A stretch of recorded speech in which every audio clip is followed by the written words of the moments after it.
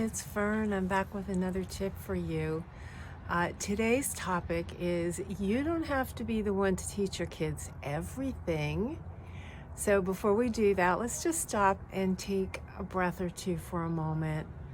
Breathe in the calm, breathe out the chaos.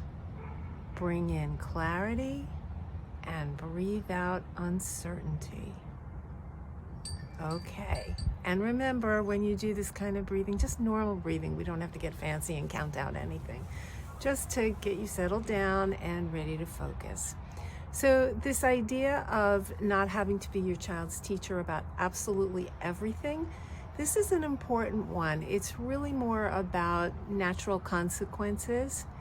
And so what made me think of this topic today was talking to parents who have a teenage son who is a little bit on the younger side, and he refuses to brush his teeth sometimes and had a period of not using deodorant, and the parents were concerned. We want to give him good skills and we want to help him have good social experiences, and they start catastrophizing about all the things that could go wrong, everything from teeth rotting to unpleasant social interactions.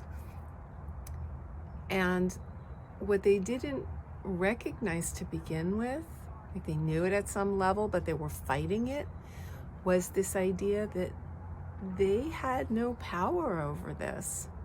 Unless they were going to hold him down and brush his teeth for him, which that's ridiculous, then they were just beating their heads against the wall with this and creating a lot of frustration, or emphasizing the frustration and the chaotic morning, and their desire to teach him and help him understand, and when's he going to get it.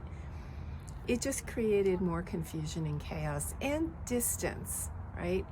And a kid who just wants to run out the door and says, well, that's okay, I don't care, I just don't care, which, by the way, is code for leave me alone. I don't want to talk about this for whatever reason.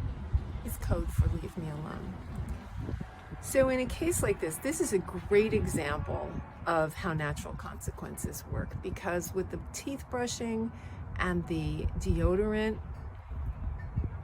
all you need are a few friends, or even just one, or a girl, to say, hey dude, you stink, or go get some mouthwash, right?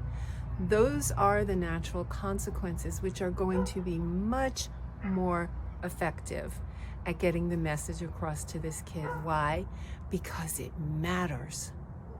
Those social connections matter greatly.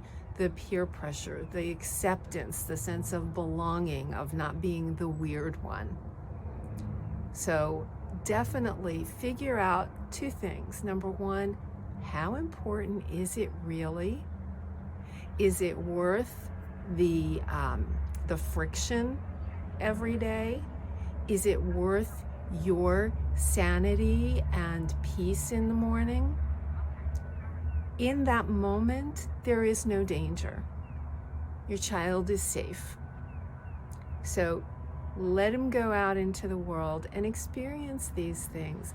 His opinion of his peers is just as important, if not more so at times, than your opinion of him and your desire to do good. Our kids don't want us hovering over them like that. What their friends think tends to be much more important, because that's what happens during the teenage years. So remember, you don't have to teach your children everything.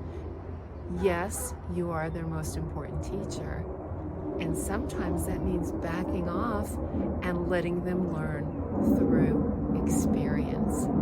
And that's your way of being their teacher as well, in stepping back and allowing them to have those experiences, okay? So that's it for today. Be well, be calm, and give your kids the space to learn from life. Bye.